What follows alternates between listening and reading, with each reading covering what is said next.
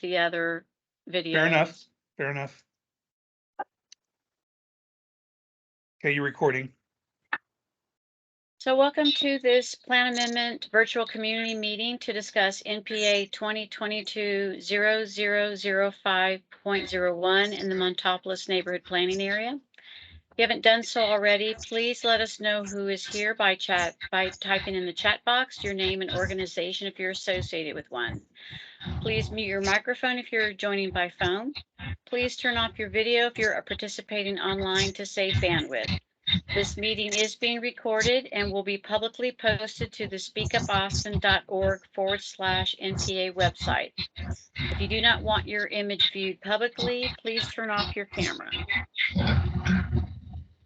Here's my contact information. I'm the Plan Amendment Case Manager, and Wendy Rhodes is the Zoning Case Manager.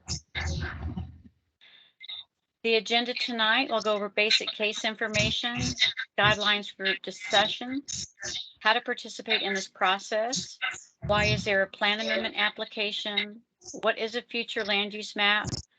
I will do a brief presentation, the applicant will do a presentation, and then we will open the floor to questions and answers. The property addresses are 400 Vargas Road and 6520 Lynch Lane. It's about 4.3 acres. The plan amendment case number is NPA 2022-0005.01. Project name is Vargas Mixed Use. The request is to change the future land use map from commercial to mixed use.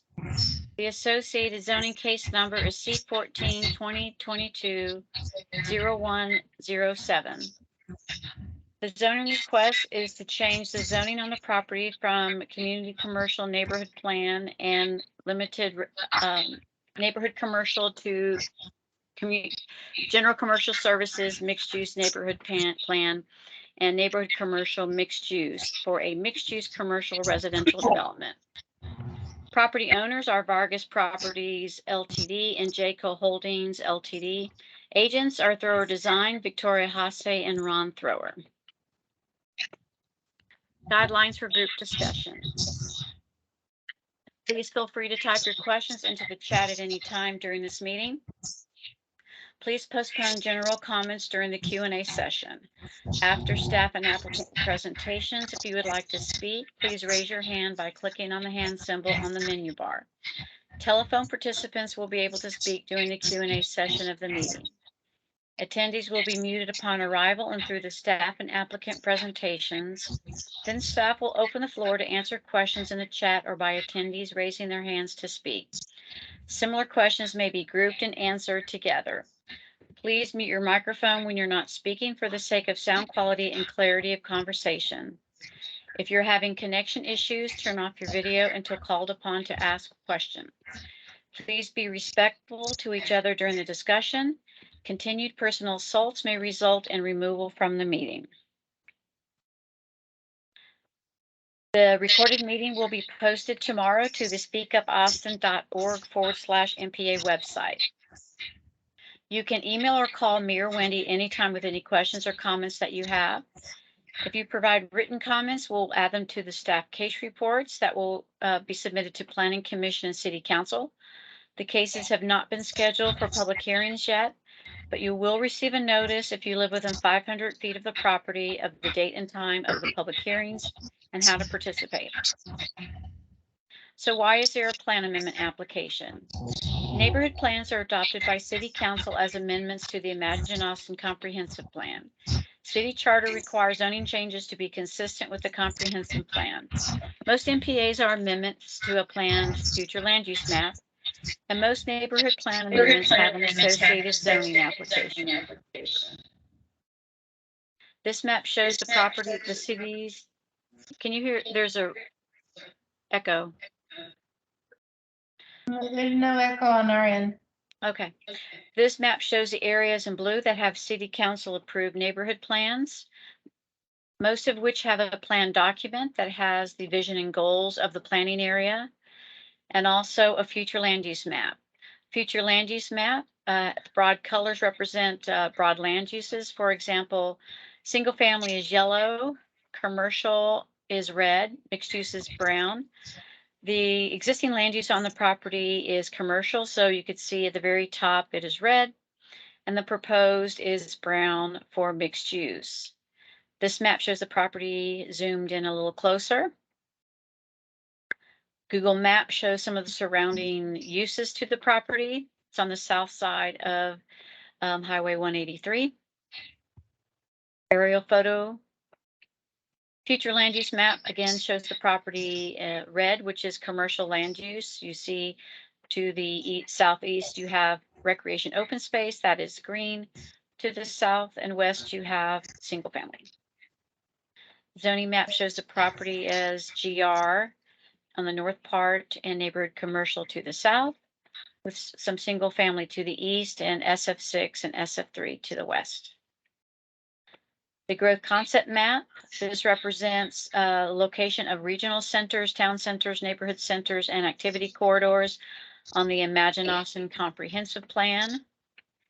This map shows the property in relation to the activity centers and corridors. You can see it's on the north side of Riverside Station Regional Center. This map shows the public transportation in proximity to the property. That ends my presentation. I will stop sharing.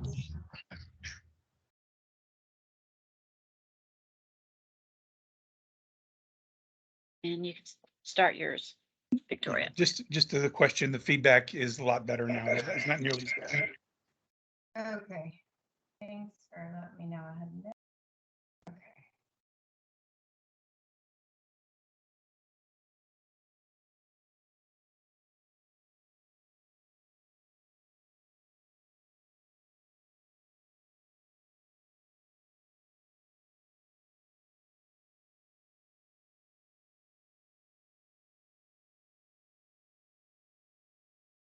Okay, can y'all see? Yes, we can. Yes. Okay. My name is Victoria Housey, and I'm with Thrower Design, representing the landowner of the subject tracts. This is a 3D Google image showing what's on the ground today. The property combined is about 4.31 acres. It's undeveloped and is the reason why we are here tonight.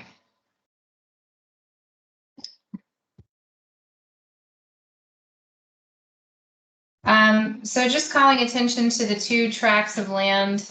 Again, they total a little over 4 acres, but there are two pieces of land. There's a larger piece that is 3.24 acres that has frontage on Vargas Road, and then there's a smaller 1.06 acre tract of land that has frontage on Vargas and Lynch.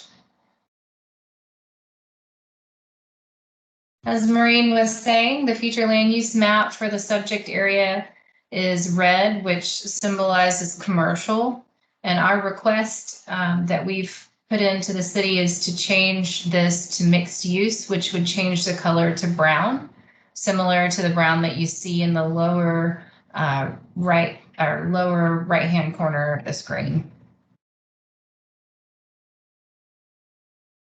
The zoning associated with this request is a little harder to understand just because of all the lines on the paper. So I'm created this visual to try to make it a little more easy to understand. But the black dashed area is, the black dashed line represents the boundary of the zoning district. So this top piece here, the tract that is along 183 in Vargas has GR zoning today, and we are requesting that that zoning be changed to CSMU NP. And the lower piece has LR NP, and we are asking to keep it LR, but add the mixed use overlay to allow for residential uses. Essentially, everything that we're doing will give us, the reason why we've requested the upzoning is to allow for the possibility of residential and or commercial uses on both tracts of land. But with the lower tract of land remaining LR, any type of commercial uses that could go there would be less intense, which we feel is more appropriate as it is closer to the single family zone properties in the area. Just giving a quick comparison of what it looks like, what the differences are between LR, GR, and CS. These are the various site development regulations along the left-hand side of the screen. The lot size is the same between all tracts of land. The lower piece, or the most southern piece, that's LR today, that fronts on Lynch, we're keeping it LR, so at most you could achieve 40 feet or 3 floors, assuming compatibility does not trigger any additional height constraints. There's 25-foot setback, 15-foot street setback. Building coverage is at 50% and impervious coverage is at 80%. For GR, we're asking for the northern tract to switch from GR to CS. A lot of those site development regulations are the same, such as height. This rezoning from GR to CS will not give any additional height. The height remains at most 60 feet. The setbacks are very similar. The biggest difference is the building cover, impervious cover, and the floor to area ratio does change between the two zoning districts. What that means in terms of density, so without a mixed use overlay, looking at the table on the right-hand side of the screen, adding the mixed use overlay to the piece of land that is currently zoned LR will allow on average 22 1- and 2-bedroom units on that portion of land. With a rezoning from GR to CS on the northern half of the property, the larger piece, that density does not change. In fact, today, with the mixed use overlay, the property could achieve on average 40 units per acre. And with the zoning change to CS, that remains the same. So it's not giving any additional density, but it is changing some of these site development regulations, such as impervious cover, building cover, and floor to area ratio. So what that means for these two properties in particular is under, is about 150 units total possible, but is probably likely a lot less because of compatibility and other site development constraints. So at the most, you would see about 150 units, but likely going to be less than that, especially if there's consideration for doing a true mixed use development here with some commercial components as well. That's the end of my presentation. We're here to listen to the neighborhood, to find out if they have questions, concerns, comments. So I will leave it at that. Thank you, Marie. Good evening. I'm Mark Walters. I'm a planner with the Housing and Planning Department. I'll be moderating any discussion we have tonight. So we have two people who logged on to view the presentation. It's Denise and DeJohn.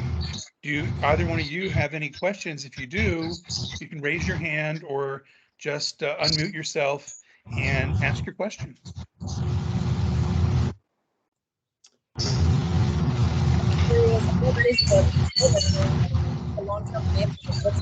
Okay, I can't hear you. Can you try that again, please? Or if you can. Is there a chat? Yeah, I was about to say, you can just put it in the chat and I can answer, or the applicant's agent can answer the question.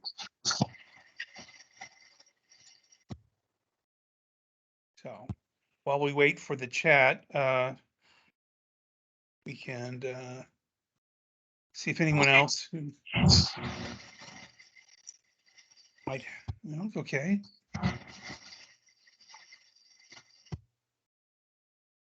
Well,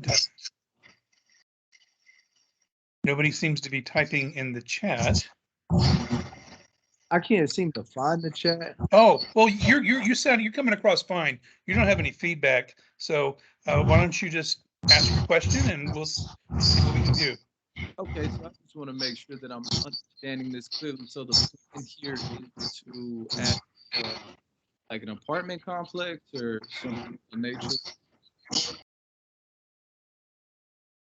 So I guess your question is it going to, what is it you're planning to ultimately be, apartment complex or commercial? Would Ron or Victoria want to Take a shot at that. Right now, the owners of the property don't have some plans for the development of the property. They're asking for the ability to have residential on the property, and it could include commercial as well. Okay, gotcha. So as it stands now, it would still have the ability to do that, but you're asking to change the zoning to allow for more units, is what I'm understanding. That's correct, yes. Okay, I think. Actually, would be to allow units, because presently, you're only allowed like 1 unit per zoning district because of the way it is. That sound right, Ron? No, that is correct. The adding of the MU would allow for residential to be on the property, yes. Okay, gotcha. In chat, okay. Get up in here. Well, Denise, do you want to try again and see if we can hear you? Hi, that was my same question and you guys just answered it. So I appreciate that. Okay, do either one of you have any other questions or comments you'd like to make? No. No, not at the moment. I think one of my concerns, I don't know what point we are in the presentation. Is that it for the presentation? Or? We're now in the Q&A portion of the presentation. So we're here to answer or respond to any of your questions or comments. Okay, or the yeah. applicant is. Cool. So I noticed that she said something along the lines of less intense commercial activity. So I guess one of my questions would be what is something like that? What would be considered something that's less intense commercial property?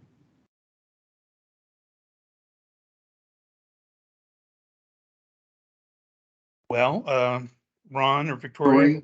Tori, you want to answer that? Can y'all hear me? Now Yes. we can, yes. Yes. Now I know why y'all were talking over me. I think my mic accidentally muted at some point and I was like, I'm talking, but no one's hearing me. Okay, sorry. That's I okay. didn't realize I was muted. The difference in intensity of uses, yes. So LR allows commercial type uses that can either be smaller in nature, like, so you would never see like a big box store like a Home Depot or something like that in an LR zoning district.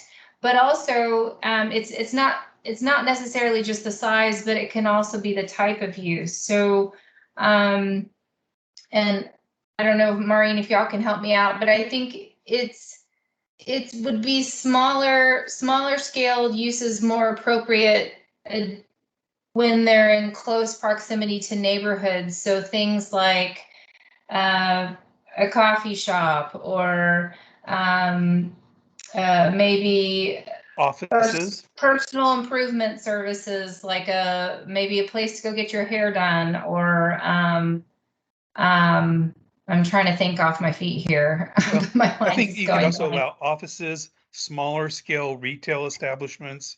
Trying to think of like a printing, like a place where you go to, go get your FedEx. Like a or your Kinko's or Kinko's or something like that. It's something that doesn't generate a lot of traffic necessarily, and it's not a big structure. Gotcha. And now I guess that kind of segues into my next question, or concern rather, is the traffic that something like this may produce with it being in such close proximity to a school. Is I'm not really sure. It doesn't sound like you said there's any plans as of yet, but that's something that crossed my mind when I saw that this was a possibility. Yeah, so whenever it is determined exactly what the landowner wants to put here, like the number of units or the size of commercial space or office space, all of that will get submitted to the city in a site plan. And then Austin Transportation Department will look very closely at what we're proposing, and they'll look at the traffic generation numbers according to the use that we're wanting to do and according to the size of the buildings. And that will determine, they'll look at that and determine if they feel like there needs to be study done on traffic patterns and existing conditions and what the conditions will be once this development goes in. The city has also recently adopted their street impact fees, which means all development moving forward pays a fee that is intended to go forward and help with transportation matters, mitigating transportation matters whenever these new developments come in. So they'll have to pay some form of fee to either pay a fee, or they'll actually be, ATD will require the landowner to put in improvements that will help the area. And that could include helping with traffic circulation. It could improve pedestrian connectivity. Sometimes there's hybrid beacons to cross the street, especially if there's a school close by. Maybe that's something that's needed. Those types of things. But I will say that this property has frontage on a major highway. And so my guess is a lot of the bigger traffic would probably use that.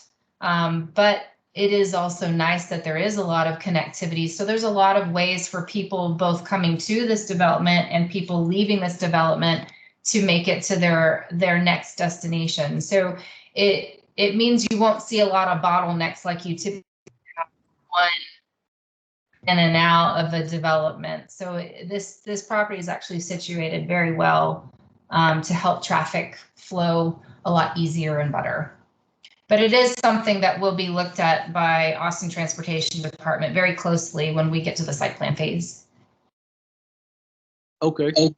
Great.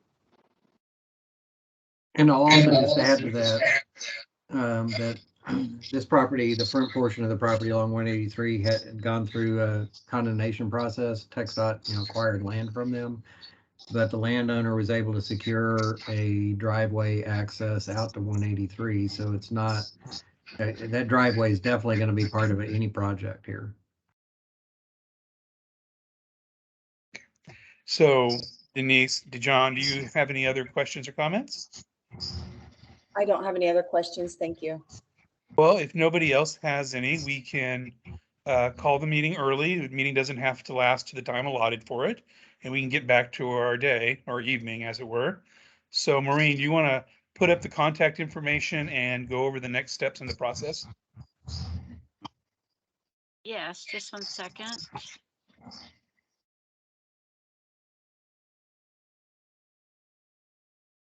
So here is my contact information. And I am the plan amendment planner. Wendy Rhodes is the zoning planner. If you have any questions, you can reach out to us. If you received, you probably have the community meeting notice with you, and it has my contact information on that notice as well. So our team will meet, my plan amendment team will meet, we'll make a plan amendment recommendation. The zoning team will meet, the zoning team will make a recommendation, then we'll start scheduling these cases for planning commission and city council. They're not scheduled yet, but when they are scheduled, you'll receive that notice in the mail. In the meantime, if you wanted to send, like I said, me or Wendy, any questions, you can email or call us. Okay. Before we end tonight, Ron, Victoria, do you have any final comments? I just wanted to say my contact information isn't up there, but if Denise or Dijon, if either one of y'all want to reach out to us, if y'all think of more things that come up after this meeting is concluded, reach out to Maureen or Wendy and they will get you our contact information. You can also contact us through our website, but probably the direct information is best to just get that from Maureen after this evening. So. Well, thank you. And to the 2 people who joined us tonight, thank you for your time and have a good evening. No problem as well. Thanks. Thank you. Thank you. Good night.